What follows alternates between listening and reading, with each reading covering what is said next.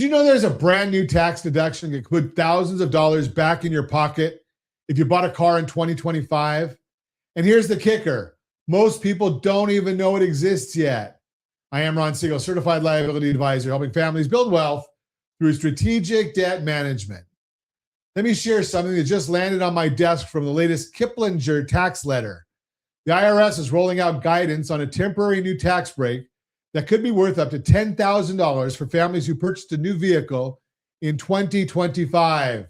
But like most things with taxes, there's more to the story than just the headline. Here's how it works. If you bought a new passenger vehicle last year that was assembled in the United States, you may be able to deduct up to $10,000 of the interest you paid on that car loan. This deduction runs through 2028, so we've got a few years to work with it now. Before you get too excited, there are income limits. For married couples filing jointly, the deduction starts phasing out once your modified adjustment gross income hits $200,000, and it's completely gone at $250,000. For single filers, those numbers are $100,000 and $150,000. But here's what really caught my attention and why I'm bringing this to your attention today. I had a client call me last week. They bought a new truck in 2025, financed about $45,000 of it, and they're paying roughly 7% interest. That's over $3,000 in interest in the first year alone. With this new deduction, they could potentially write off every penny of that interest. But then we started talking about their complete financial picture. They had $28,000 in credit card debt at an average rate of 21%, a personal loan at 12%, and their mortgage was sitting at 3.5% from a refinance they did back in 2021. So what does this mean for you? Well, this is where strategy beats rate always. Sure, they might get a tax deduction on their car loan interest, but we needed to look at their household blended interest rate. Yes, we've got a calculator for blended interest rates, rsrlinks.com/calculators. The real cost of all their debt combined? When we ran the numbers, even with the potential tax savings from the car loan deduction, they were still bleeding cash every month because of those high interest credit cards.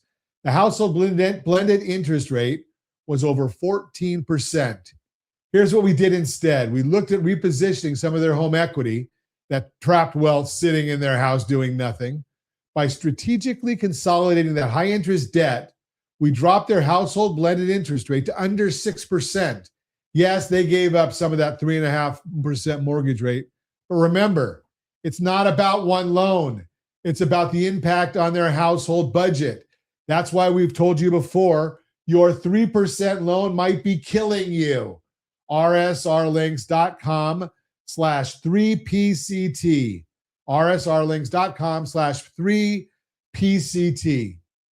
The result, they freed up $847 a month in cash flow. That's over $10,000 a year back in their pocket every year, not just as a one-time tax deduction. Now, could they have kept the car loan and gotten a tax break? Sure.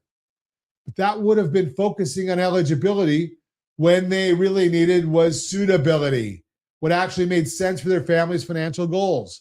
This is exactly what I mean when I talk about strategic debt management. It's not about chasing the newest tax break or the lowest rate on one loan. It's about looking at your complete financial picture through the lens of safety, liquidity, and return. If you financed a car in 2025, or if you're sitting on high interest debt wondering if there's a better way, let's talk. Head over to rsrlinks.com/keysteps, rsrlinks.com/keysteps, to get your financial house in order and see if a strategic approach to your debt could free up cash flow you didn't know you had. Because at the end of the day, strategy beats rate always. Thanks for listening. I am Ron Siegel, your certified liability advisor, helping families build wealth through strategic debt management. That is the Borrow Smart segment, brought to you by GetHomeSelect.com, GetHomeSelect.com.